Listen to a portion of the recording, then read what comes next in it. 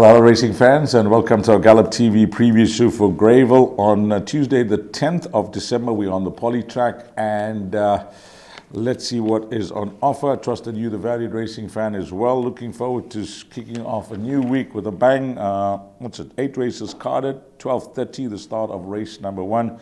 And if you're a pick 6 player, you need to get on by 13:40. So let's get straight into it for race number 1 and bring up the field and have a look at what is on the go. It is the start of the bipod, and the bipod will begin at 12:30. And it's the Gallop TV YouTube channel, maiden plate for fillies and mares over 1,400 meters. At the time of recording, number 5 Long Street is a scratching. Just some guidance with regards to betting. Number 1 at 3-1, horses in single figures. Number 4, nice to have Alson in Deslana in town. He's got a few runners. That's at 6-1. 6 is at 22-10, 7 at 28-10, 8 at 8-1, and it's double figures, the balance. Nice to have Rahil Radhakrishna joining us in studio. We're going to be previewing the show together. And Rahil, there's some rain about on this Monday. We are recording the show, 24 hours before the start of this race meeting. So we'll just keep an eye on conditions on the day. We know that the poly track is standard, but there is some rain about. Yeah, there certainly is D's, but it seems like the weather is going to clear up as we get through Monday and then slight rain on Tuesday. But I'm sure we'll be able to get the meeting underway. And it looks to be a bit of a tricky card with some competitive races, and especially the first race, which is the start of the bipod. I see the La Madalena at the top of betting boards at 22-10, and then you can get 28-10 Zelta Star. This filly from the Gareth Van Zyl yard, a form line of a last start has worked out with Wozanau and Fate Decreed winning, but she's been comfortably held in all 3 starts. So 22-10, to me, I think that's skinny odds. And this filly Zelta Star, she wasn't beaten far last time out, and perhaps bringing her back in trip could suit her. And we saw Sonic Jet win straight out the maidens just last week up in the Highveld. So I think that this filly, first run for a new yard, Sereno takes a ride once again. I wouldn't be surprised if she were to get it right at start number 6. But I've got respect for number 8, Mistress Rebecca, as well. And I think at 8-1, she could represent value. Okay, Zelta Star, first run for the Guard Puller stable. I was on course when this horse ran last time out. That was the last run for Alec Laird, and it was a promising introduction to KZN racing, and with natural improvement taking to the poly track, I think a serious contender. Yeah, I kept a close eye on La Vida Loca yesterday, coming from that form line of number 6 behind Happy Fortune. I ran to a point. I don't think that she sees out the distance. She ran a decent third. She was coming from that form line, of course, was Anawe, and Fate Decree has Royal mentioned also winning. And then one more runner, we have to mention this, because if you're going to forgive and just ignore and draw a line of Sweet Reunion's last start, where she was reported lame, then on her 3 previous runs from pole position, with possibly front-running tactics, which could be ideal on the day, depending on the conditions, I think she could be a massive player, yeah. But in summarizing, how many numbers leg 1 of the bipod for you, Rahil? These I'm going to go with numbers 7 and 8. I think those 2 horses could be good enough, yeah. 7 and 8 for Rahil. I agree with number 7, but I'm not going to be leaving out number 1. I'm going to play it safe here. I'm going to go 1, 6, and 7 in leg 1 of that bipod, and hopefully we'll double up. And again, this is the Gallop TV YouTube channel maiden plate, so don't forget to like, subscribe, and hit that notification button.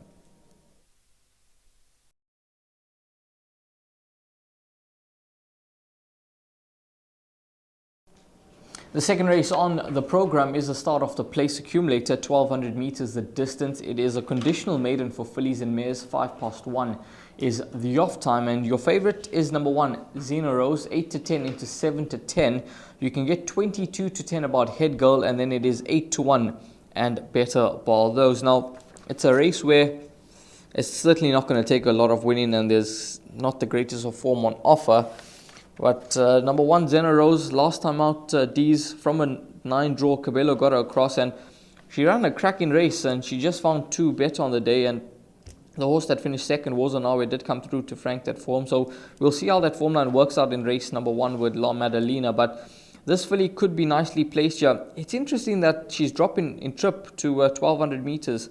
But from gate number 1, conditions on the day could well suit her. She's got a horse like Head Girl who likes to be on speed. So they will be the 2 cutting each other's throats on speed. Hopefully it doesn't work out that way. But yeah, they are the 2 speed balls here.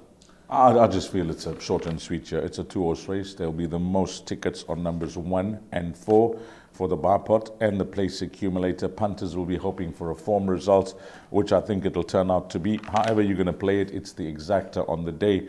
I think either or could be the banker for first position, whether you're in the camp of number 4, Head Girl, who we know has been a maiden for some time, but she's honest, consistent, and another solid shift is expected from her. So if you're in the camp of number 4, Head Girl, good luck. Or if you're in the camp of number 1, Xena Rose, good luck. I don't see an issue with her dropping in distance. She showed a lot of pace and speed last time out, and from draw 1, Cabello is getting to know the horses from the stable of Duncan Howes, and I think he will have a plan of action with her, having partnered her 2 times 2 dates. Whichever camp you're in, 1 and 4, I'm not going to split them, Rahel. I know that the betting market has separated them, 7 to 10 and 22 to 10. I'm just going to include both.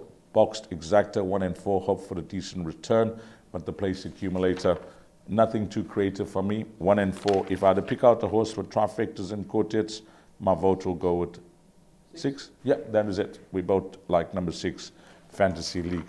Are you going to separate them? No, these we'll just keep it as 1 and 4. Those 2 horses to fight it out here. And as you heard from these exacta box, that could be the way to play race number 2.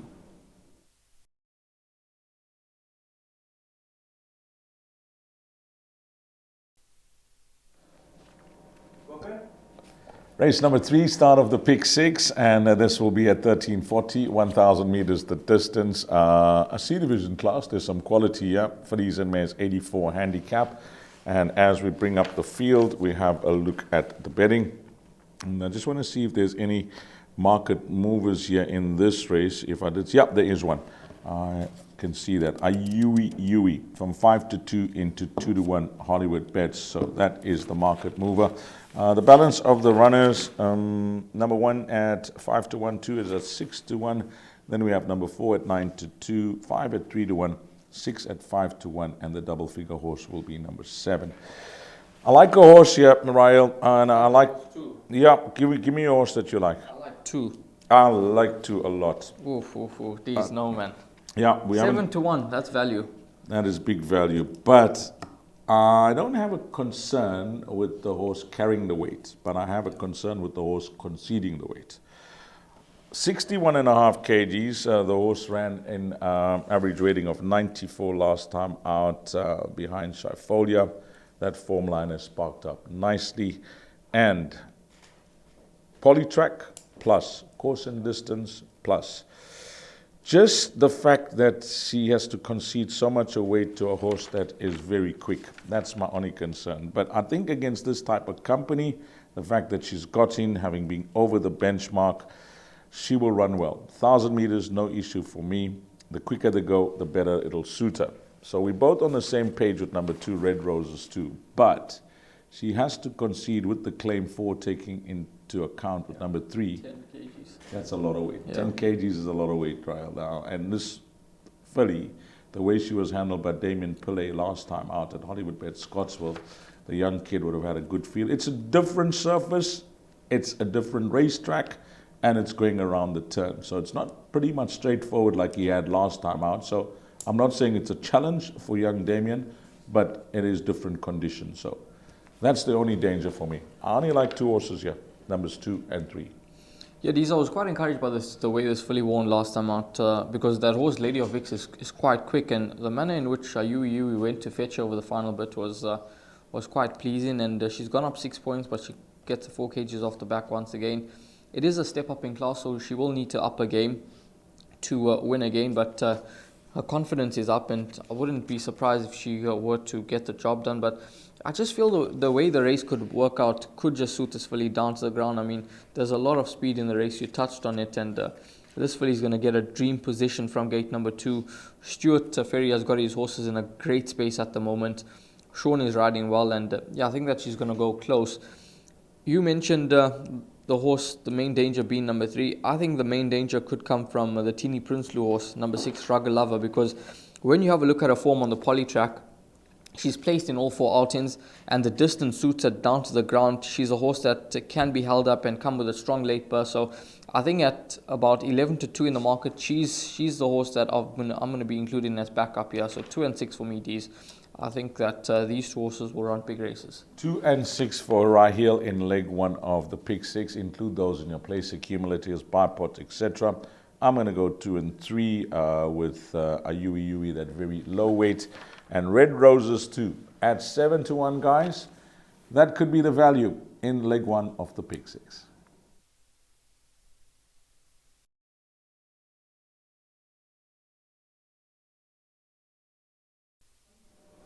Race number 4, this is the start of Jackpot 1. A maiden plate 1600 meters, 2:15 is the off time, and the favorite here at 14 to 10 is number 6 Uzwano, 22 to 10 about Rolo the Viking, 11 to 2 Chili Bomb, it's then 6 to 1 and Better Ball. Those I see there's been long shot support for number 1 Zayakala, 66 to 1 into 20 to 1. Yeah, I'm not quite sure on what line of form the support is, but there's money around. And then number 9, Sky Pillar Rock, 20 to 1 into 16 to 1. So those are the two outsiders that have found long shot support here. And these, on paper, it looks to be a two-horse race between the top two, numbers 2 and 6. The one thing that I'll say with number 2, Rolo the Viking, is that I think 1600 meters is his right trip. Last time out, I know it wasn't a strong field, Hoodwinked and Rainwater fought it out over the final, but this horse always travelled well, but he just didn't have that final kick to compete with the top two. And I think dropping him in trip from a 2 draw, no issues on the surface, I make him the horse to beat. I think you could be on the mark with distance, because having watched him over 2300 meters, stayed on more than running on. Last time out 1900 meters, travelling well. So Frank is playing around at distances, trying to get it right. From the draw 2, Sean Veal is having an excellent run with Frank, so that will be an obvious choice for all in the pick 6 and Jackpot 1. This was Uzwano from the Dean Kanemayer stable. Yeah, the improvement was there at his last start, and taking to the poly track, I'm sure, you don't want to go out with a horse that's top of the boards unless you really don't like the individual. But how can you not with a horse like this who's only having his 3rd start? And then 2 other runners for me in the pick 6. 7 Chili Bomb, Give Me the Good Life, ran a good race on Sunday at Hollywoodbets Scottsville, post maiden. They'll have a line of form here with this horse, who's only having, his 3rd start for the stable. And then Michael Roberts is runner number 3 with Rachel Vinica, who is always gold with that 1.5 kgs. McDazzler, pleased to meet you, coming out to win. I think this horse will run well. Having watched this horse last time out, considering that did run fairly well behind Mr. Hot Stepper, I think there's big improvement to come over 1600 meters. So in no particular order, I will try to survive the pick 6 here. Numbers 2, 3, 6, and 7. If I had to be pushed for a selection here in race number 4, maybe number 2. Yeah, I'm with you on that. I think the 2, Rolo the Viking, could well be the right horse in the race. And let's see how it all unfolds in race number 4.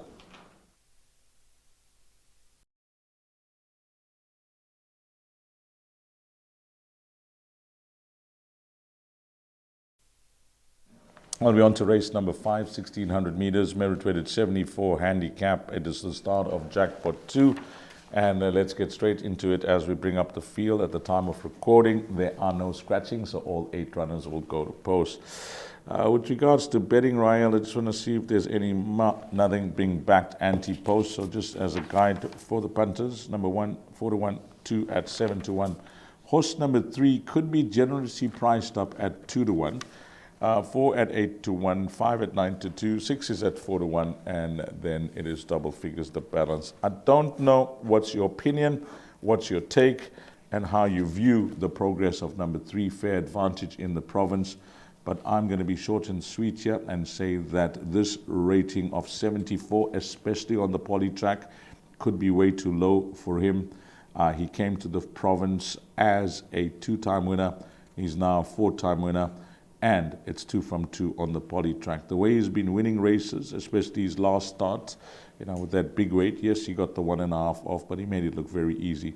He looks to be a talented horse that will work his way through his divisions on the poly track. I'm going to say on the poly track for now, because I've been impressed with the way he's been racing on that surface rail. So there's lots of form to work around. Once I start delving into the form lines of the other runners, trying to make a case for them, then it becomes a bit complicated for me. So one is to take a stance on the race meeting.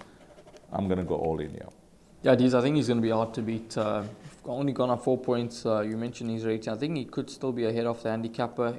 In his career, he achieved a mark as high as 78, and he's now racing off a 74 on a surface that he's shown to enjoy. And the distance is spot on. Seems to be the right type of race for him as well. 1 and 5 are horses that like to go forward, so he'll have a pace to aim at, and he's a horse that quickens up very nicely. And yeah, I think he's going to be hard to beat here. So I'm with you, all in. Race number 5, number 3, Fair Advantage. When we're looking for horses for exactors, are there too many, or can we sort of narrow it down, Dees? Because this horse, Bugalux, I know you use Bugalux in a different term, but this horse over 1600 meters, I think he could run into exactors. Yeah, you like number 6. I'm going to give the guys my numbers, 1, 4, and 5. If I had to tip them in order of preference, 3, 1, 4, and 5. Bugalux is the Royal selections, possibly for exactors, so include number 6 there. But in race number 5, we're hoping that the top one, and I suspect that 2 to 1 will be claimed, and race time, this will start much shorter.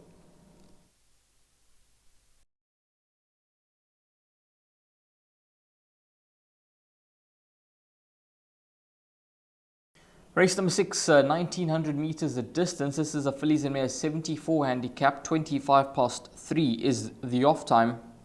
Favorite here, number 2, Off Limits at 2 to 1.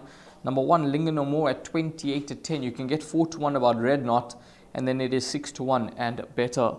Well, those. Now, number 2, Off Limits. She seems to save her best form for the poly track. 6 runs for 2 victories. And especially over track and trip, which she enjoys. And last time out, not disgraced beyond weight to burn. And I think from a 2 draw, she could run a nice race down in class here. Yeah, you know, she's priced up as the top one, and I think they wouldn't have battled to see which horse to be at top of betting boards yet, considering the form she represents against the balance of the field. But we've gone banker in the previous race, which is race number 5, and I think we got some money to play around with regards to the cost of the perm. So I'm going to suggest this is a field race. I would hate to try and narrow this down to 4 runners, which is my rule, but it's half the field or more. So I can't narrow this down to 4 runners. So my suggestion is, guys, rather just, take it on the chin, include the field, hope for a nice result. But if I had to choose a roving banker, and the roving bankers were okay over the weekend. Horses like Mar del Plata and Happy and Nalia. Those quartets paid superb. I'm going to go number 6. Lady is a champ, Frank Robinson's runner. She's not one that you can rely on, but she is a horse that has no stamina doubts. And with 52.5 kgs on her back, that is where she grabs my attention. I think she's got a very nice low weight here. And against this field, I'd expect her to be in the top 4, if not the top 3. Yeah, she's 2.5 kgs better off at the weights with Off Limits on that run where she was beaten just over 1.5 lengths. So strictly on the weight turnaround, she could certainly turn the form around. And at 8 to 1, well, there could be some value. And then one horse I'd mention to include number 7, Summer Song, 8 to 1. She's better than her last start. More was expected last time out, but she was just pulled out the race. And perhaps she could run a much better race. So 2, 6, and 7, those are the 3 horses that you can perhaps play around in race number 6. But if you don't like the race, well, then field is the way to go.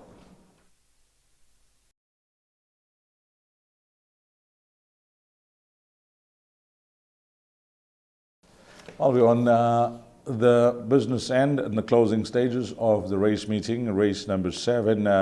This is Bet with Tab Gold, the intelligent bet. Yeah, you know what?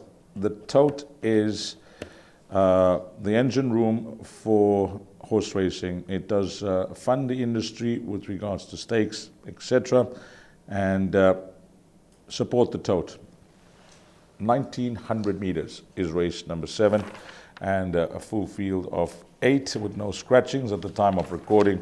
Let me just give you a guide here. Number 2 at 5 to 2, 3 is at 4 to 1. 5 is at 5 to 2, 7 at 5 to 1, and 8 at 6 to 1. I'm going to try and narrow this down, Rael, with 4 runners, but I have a value bet on the card. But what I'm suggesting with my value bet on the card is that I can't go in anti-post because I don't know how the track's going to be running, what's the conditions on the day. You know, usually if there's a tailwind. No, it must be number 4. It's not. Oh, okay. But Tell us. It's number 6. Benzai Pipeline. Okay. This horse is trading at 12-1. Yeah. And I know that it's going nearly to a year now, 342 days since the 7-year-old has won. But I've kept a close eye on him in recent runs, especially, his run behind Pirate Prince, his penultimate start behind Few Dollars More. He's not going to give you any confidence in the early part of the race. He only starts to warm up as they turn into the straight. And that's why I can't give you any confidence, anti-post, because I don't know how the conditions are on the day. If the track's running quick with all this rain about and it's suiting the front runners, then I would say he'll have Everest to climb, Yeah. But if he's not too far off them, turning to the straight, you can get a nice, honest run for him. But 12-1 looks to be value. But again, I'll wait for the conditions on the day before I jump in there. Number 6, Benzai Pipeline. My second choice is number 2, Fine Admiral. I know that you like the horse. And then the front runner, if the conditions are suiting front runners, there's one horse to beat all around the world. Yeah. No, it is. I fully agree with that. He's the horse that they're going to go and have to fetch. It was a good win last time out when beating Circle of Grace. He went up the 5 points for that victory. Lucretius came out to win from that form line. And from a 3 draw, he's definitely going to run a big race. But number 2, Fine Admiral. He's similar to Fair Advantage in the sense that he seems to save his best form for the poly track. From a 2 draw, form franked just on Sunday with Flying Cool coming through to win. The Mikado was back in 4th position and only going up 3 points for that victory. I think is quite lenient, and I think that this horse will have more to offer. With there being a bit of pace in the race, I think the race could well be run to suit, and from a 2 draw he'll get a nice run in transit. And then one horse that I think we have to mention is number 7, Send Me, because he's been running against a lot stronger, and he's now in a race where he's dropping in class, and I think that he's another horse with the pace being on. If horses from the back end of the field can run on the day, he's going to be one of those horses that will be making late inroads. Last time out, comeback run over a mile. It was a great run to Imperial Power. The extra distance will suit him quite nicely. Craig Zaki takes a ride, and I wouldn't be surprised to see him in the finisher D. So numbers 2 and 7, those are the 2 horses for me. Healthy respect for number 3, All Around the World, and then your horse number 6, Benzai Pipeline. Okay, you've got a chap in race number 7 if you want to try and narrow down your spend. But 8 runners go to post. What's your top choice? 2. Number 2 for Royal, number 2 Fine Admiral. I'm going to stick my neck out, even though it is a day before the race, and say that hopefully front-running tactics, go with number 3. If they're coming from off the speed, then have a go on Benzai Pipeline.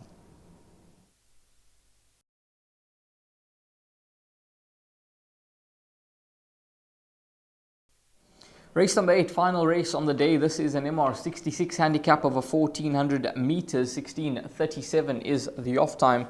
And you can scratch number 1, Mac Hardy. It's a field of 8 runners that remain. Favorite number 2, Porfirio, 2-1. Number 3, Roy Taking Off, 4-1.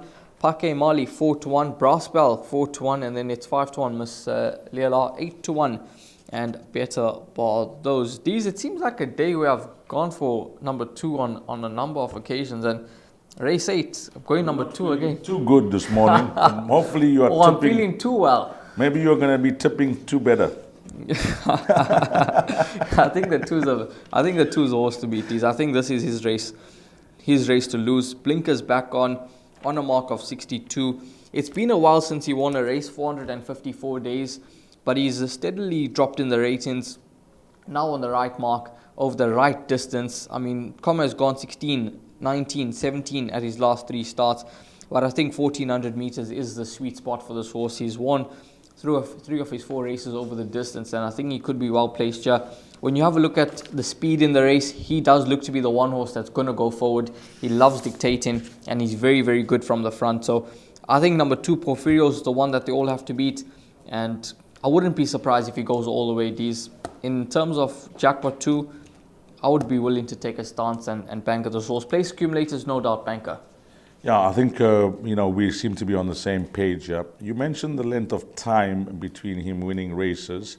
454, which is a long time.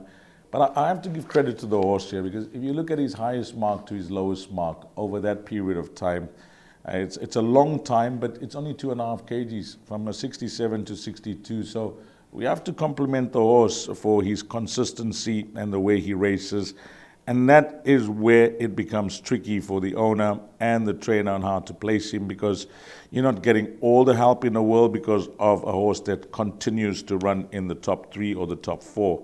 So the horse is consistent, he's solid, you're always going to get a good shift from him.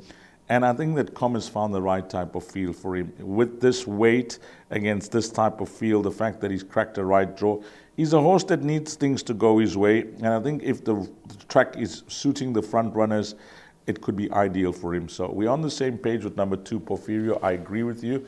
It looks like the right horse in the race. You have more confidence in me, Rael, suggesting that he could be a banker, because I looked at the race and I tried to find the immediate danger to this horse. And I only came up with one horse. And the horse is not guaranteed over the distance. And it's Pakaimali, because I watched his last start behind Stevie G, and you had to like the way he was finishing off that day behind Stevie G over 1,200 meters. So maybe Gary Rich, on advice from maybe the jockey or the work back home, let's go over 1,400 meters again. Let's give it a bash and see if the horse can be running on. But again, a horse that will be better suited to conditions where the horses will be running on rather than suiting the front runner. So a tough race, but I think you're on the mark with number 2, Porfirio. You've given me more confidence than I had prior to coming on the show. And the more I look at it, the more it does favor the horse. But the big negative will have to be the lack of confidence that the horse hasn't won for some time. I think his last run was a good run where he just we almost got there, but I think that he could go one better just under a month later. So I'm with the 2. You're gonna say 4 the only danger here? Yeah, I'm gonna include 4 in all the bets. Like the place accumulator. Usually you try, and if you like a horse, you banker it. Yes. And that's the simple way of playing it. But if you like a horse and you're not convinced, then you're looking for something that could possibly help you if the horse that you fancy doesn't finish in the top 3. So my backup, let's put it that way, will be number 4. Yeah, well, I think if Fine Admiral wins the previous race, despite it being over a further distance, I think this horse will start a lot shorter than 2-1. And let's see how it all unfolds. So that is the 8-race program at Hollywoodbets Greyville on Tuesday. Hopefully, Deezer and myself have managed to guide you in the right direction. All the best, and hopefully you win on Tuesday.